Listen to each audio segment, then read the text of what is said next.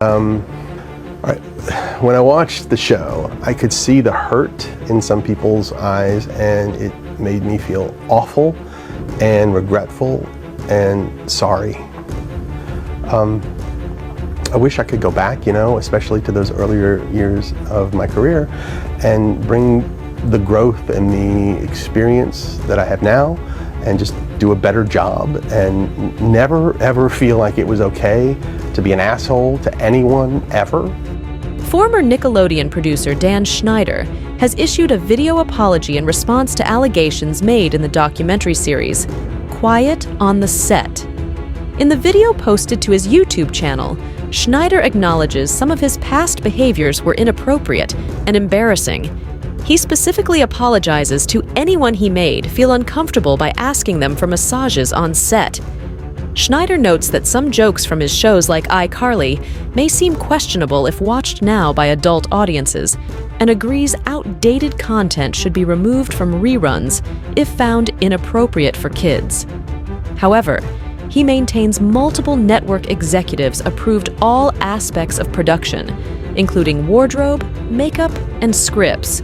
No concerns were raised at the time by adults present, including families and caregivers, on the busy sets. The documentary series alleges there was a toxic culture at Nickelodeon involving sexual misconduct and abuse.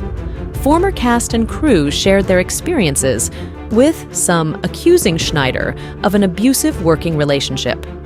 In 2021, Schneider denied ever acting inappropriately with minors. However, the documentary raises concerns about the well-being of child stars, given multiple instances of apparent predators working at the network over the years, uncovered by police investigations. Overall, it aims to shed light on dark aspects of working in children's entertainment. And when Drake and I talked and he told me what had happened, I was more devastated by that than anything that ever happened to me in my career thus far. And I told him, I'm here for you. What do you need? Which Drake mentioned in the show that we watched last night. And next, I heard that he went to court when this guy was being tried, Peck. And when Drake walked in, he saw 50 people sitting on the side of the courtroom supporting Peck. A lot of them pretty famous. Of course, Drake was devastated that that happened.